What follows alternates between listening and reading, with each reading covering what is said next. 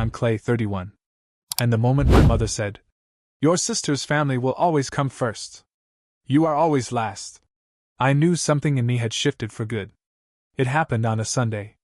You know the kind: overcooked meatloaf, mismatched plates, the football game humming in the background while family tension simmers like a side dish no one ordered. I was halfway through chewing a bite when Mom said it. Just like that. No preamble, no apology. "Your sister's family will always come first. You are always last." And my father, like he was narrating a weather report, nodded and said, "Your mother's right." I didn't throw my fork. I didn't cry. I just put the fork down like someone who'd been given instructions he didn't need repeated. "Good to know," I said. Paige didn't look up. Her husband Trent smirked into his beer. And I went home and opened Excel. I'm a PR manager. My day job is spinning disasters into headlines that don't tank stock prices. I fix messes. And in that moment, I realized my whole family had been a crisis I'd been quietly managing since I was 19. That night, I made the quietest, most permanent decision of my adult life. I put a line through every shared financial tie I had with them. New bank account. New card. No more family plan. No more subscriptions with my name on the billing. I renamed my savings folder, Clay Only. It took 16 minutes. And it felt like freedom wearing a sweater. I didn't text anyone. Didn't make an announcement. I just typed a note into my phone: "If you are always last in their house, you are first in your own." That note? That one sentence? It saved me from backsliding for the next 6 months. Because a week later, the sirens started. Paige's baby had a fever. Urgent care turned them away because their card declined. And my name didn't light up on the file like it used to. Because I'd taken it off. They called, and I answered, but not with a card. I offered to drive. I offered to sit in the waiting room. I offered snacks. I offered advocacy. But not money. That wasn't just a no. That was the moment they realized I'd pulled the plug on the entire arrangement. I could hear it in their silence. The first silence in our family that wasn't mine. The next 72 hours were a masterclass in family escalation. It started with Paige sobbing in the passenger seat of their car, hazard lights blinking like a metronome in panic. "They need a $1,200 hold," she said. "Our card isn't going through. Please, Clay." And when I said, "I can't pay it, but I can sit with you," she didn't scream. She whispered, like a child realizing the ATM doesn't love her back. Then Mom called. Her voice already halfway up the stairs of guilt. "If you cared about family, you'd have a card on file with the clinic. This is what we meant by putting them first." Dad, never one for flair, added, "Son, fix it. We'll talk after." I stood in my kitchen staring at the black screen of my phone, seeing my own tired face reflected back. I could have fixed it in 18 seconds. One tap paid. But I didn't. Because the last time I did, no one even remembered to say thank you. Because the time before that, they asked again within the week. Because I had a spreadsheet. Yes. An actual spreadsheet. Date. Ask. Amount. Reason. What I said. What actually happened. It started as a folder called Receipts. Became a tab. Then grew columns. Every forgotten promise, every "We'll pay you back Friday." Every borrowed car, every emergency daycare bill, every time Mom used my last 4 digits like it was a household coupon, logged. 5 years of playing silent patron to my sister's chaos. It was quiet financial codependency, painted in Target strollers and utility top-ups. I used to justify it. "She's underwater. She's not good with money. You're good with money, Clay." They'd say it like it was my birthright. Like being competent made me obligated. Trent once borrowed my car, curbed the tire, then posted a pic on Instagram with the caption, "We outside. I paid for the tire." He commented, "LOL." So no, I didn't pay the $1,200. But I did show up. I drove. I sat with them. I asked questions. I helped them find a payment plan. And later, when Mom called again, it wasn't to thank me. It was to accuse. "So you're really going to make your sister do this alone?" I didn't make her do anything. I said. I just didn't become a wallet. "Same thing," she snapped. That night, they tried a new tactic: family tribunal. A FaceTime call from Grandma's house. Everyone there. Kitchen noise. Murmurs. Theatrics.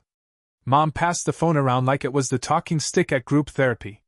"Clay," she said, "tell them what you told your sister." I looked at the screen full of relatives I hadn't heard from in months. "I told her I'll help with everything but money." "Dad, you're refusing to support family in an emergency." "Trent, you don't get it, man. We're drowning. We've got kids." Paige, voice raw. "The baby was so hot, Clay. I was scared. And here's the part that mattered. I still didn't pay. Instead, I walked to a conference room, opened my laptop, shared my screen, and said 4 words. I brought documentation. Enjoy." Click. Grid view. A 5-year ledger of quiet generosity. Each row a moment I said yes. Each row a line I would never redraw. And when I scrolled to the bottom and read the total out loud, you could hear shame land like a thunderclap. I watched their faces change in real time. Paige started crying, not dramatic, not defiant. The kind of tears that metabolize 5 years of denial all at once. Her voice, so small, broke around the word. "Petty." Trent muttered something under his breath about family shouldn't keep score. Dad cleared his throat like he was choking on the realization that history actually has a ledger. And Mom, bless her stubborn script, said, "Oh. So you've been counting?" "Yes," I said calmly. "Because that's what budgets are. Counting." Then I dropped the PDF folder into the chat. Screenshots of texts. Every, just this once. Every, we'll pay you back Friday. Every time they turned my yes into a precedent. Then I did what I do best. I reframed the narrative like I would for a crisis client on the verge of a PR meltdown. "Here's my boundary," I said. "No shared accounts. No card on file. No recurring charges. I will drive you. I will help you fill out paperwork. I will bring groceries. I will sit in waiting rooms. I will babysit during interviews. I will not fund your lives." Silence. Then Aunt Bev, who never met a boundary she didn't take personally, chimed in. "He's humiliating you, Paige." I shook my head. "I'm not humiliating anyone. I'm just not hiding the truth anymore." Mom's voice tried one more trick. "He's punishing us because we said Paige comes first." "No," I said, locking eyes with the camera. "You said I'm last. I believed you. Now I've organized my life accordingly." Dad took a swing. "Clay, this isn't how family works." I didn't blink. "It's how banks work. And I'm not one." The chat exploded. Cousins jumped in. One said, "Money isn't everything." Another typed, "Kids are expensive." Someone I hadn't spoken to since high school wrote, "You'll understand one day." I held up the last page of my spreadsheet like it was gospel. One sentence in bold, "We run on separate money and separate plans." Mom tried one last Hail Mary. "You'll regret this." I smiled, not cruelly, quietly. "Maybe. But I'll regret it alone. Not while paying your late fees." Then I left the call, closed the laptop, and printed the spreadsheet. I slid it into a blue folder labeled, "For the next tribunal." Because I knew this wasn't over. It was just halftime. They did exactly what I knew they'd do, went public. Group chat? Weaponized. Instagram stories? Passive-aggressive poetry. Cousins? Suddenly historians of emotional debt. It started with Mom's post, of course, text on a beige background like a fake inspirational quote. "Family isn't just about support in good times. It's who you can count on in the storm." The caption? "Some people forget that." Dad hit it with a thumbs up. Classic. Trent followed with a screenshot of a pediatric invoice. No explanation, just the bill. Paige posted a photo of the baby sleeping. "We're okay," it read. That one stung. Because it wasn't meant for likes. It was real. I didn't post back. Didn't drop receipts. Didn't leak the spreadsheet. Instead, I started unplugging their access points one by one like I was defusing a bomb in reverse. Removed my card from autofill on every account. Called the clinic and asked them to permanently remove me as a backup payer. Did the same at the pharmacy. Turns out I was still the default from the year I paid for flu shots. Change my Apple Pay default to a card I don't carry. Set up Face ID verification on all money apps.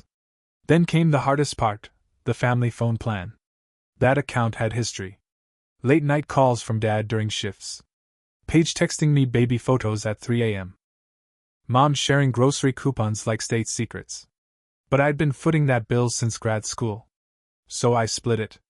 Sent them a message. Hey all, moving lines off my account by March 1st. Happy to help you transfer. After that, I won't be able to see or manage anything. Separate plans equals fewer fights. Mom replied in less than a minute. So you're abandoning your family? Twice. I didn't answer. I took a walk. It was one of those cold, clear days where the sky looks fake and your lungs feel like paper. The fallout started immediately. Cousin Chloe called me. Cold. Anne-Marie posted a Facebook status about modern selfishness.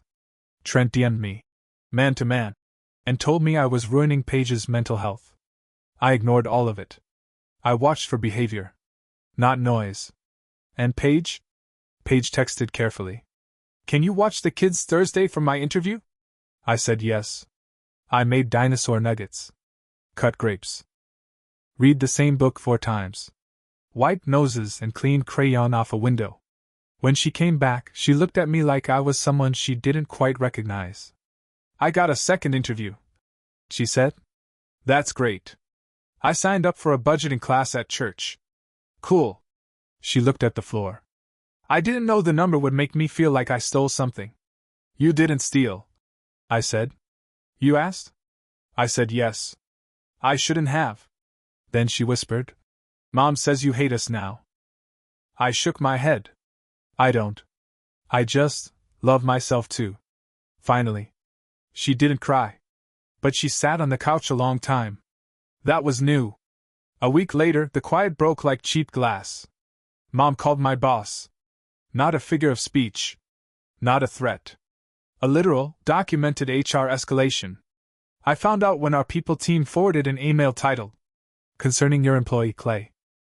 It opened with, As the mother of someone who works in public-facing communications, I feel it's important you know. She called me financially unstable and ethically compromised.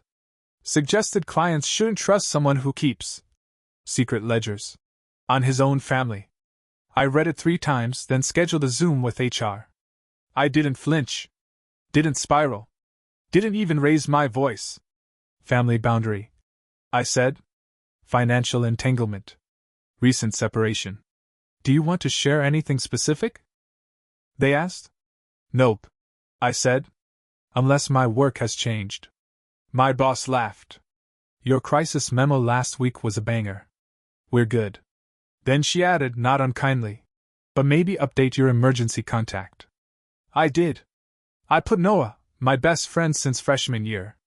Texted him a screenshot with the caption, Congrats on the promotion. He replied, Finally. I'm ready to inherit your houseplants. Then came the second emergency. Trent's car got repossessed. He texted me. They took the car. Need $1,800 to get it back. I start a job next week. Help. The old reflex twitched. The guilt reflex. The family responsible older brother reflex. But the rule held. I can't pay that. I typed. But I can coordinate rides. Help with a GoFundMe. Talk to the lender. He replied. You loved being needed until it cost you. I nearly responded. Then stopped. Sometimes the only statement is no statement. The next morning, I drove the kids to school. Later, I helped Paige map the city bus routes. Taught her how to log expenses in the Notes app. Sat with her while she called the lender and asked for a revised payment plan. We're talking real, gritty, face-in-the-mirror growth. And I didn't spend $1. Turns out, when you unplug the money from a family that runs on it, you see the gears. You hear the screech. You feel the resistance. But you also notice something beautiful. When you stop being the silent sponsor, some people start standing. Paige sent me a photo a week later, her first paycheck stub in years. Caption. Tiny check. Big sun emoji. She transferred $50 to me and wrote, Toward old stuff. I didn't accept it. She said, I need to practice. We argued for 3 texts. I let her win. Mom, meanwhile, tripled down. She posted a meme. When your child turns their back on family for boundaries. It had a wolf in a business suit. Real subtle. But then she stopped. Not because she forgave me. Because outrage is exhausting when no one claps. It didn't end with a hug. It didn't end with an apology. It ended with oranges. Dad showed up at my apartment on a Sunday with a grocery bag and the kind of look you get when your body shows up before your brain agrees. He'd never been to my place before. He looked around like he was walking through a memory that wasn't his. He set the bag on the counter. Your mother made soup, he said. There was no soup in the bag. We sat. He peeled an orange, handed me half. It wasn't peace, but it wasn't war either. He looked at his hands and said, She shouldn't have called your job. I said, Agreed. I should have said that earlier. Also agreed. He nodded.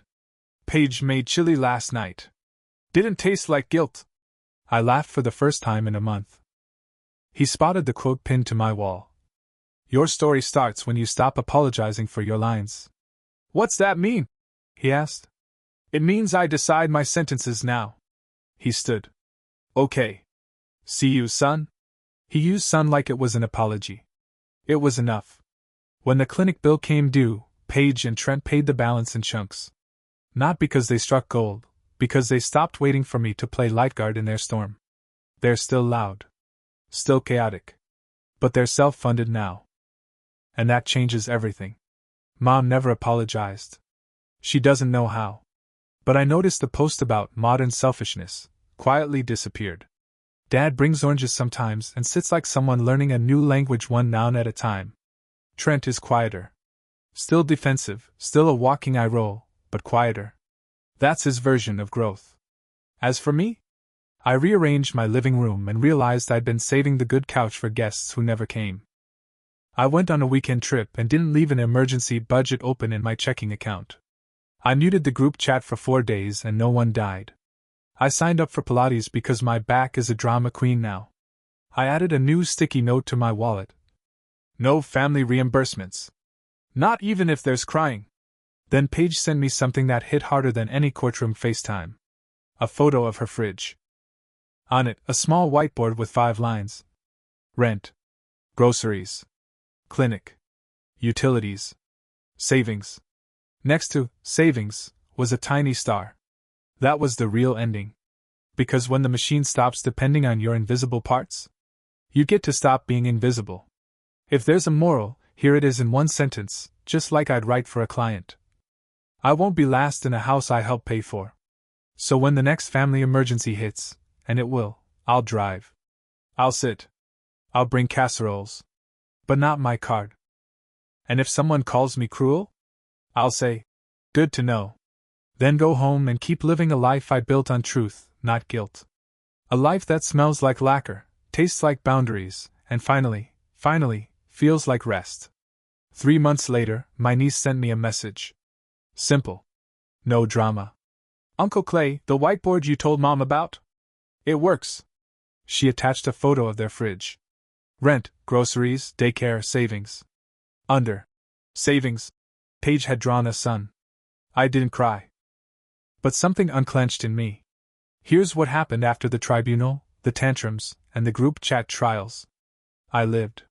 Really lived. I stopped scanning my account every Friday like I was bracing for impact. I stopped keeping my phone on at night in case someone had one last request.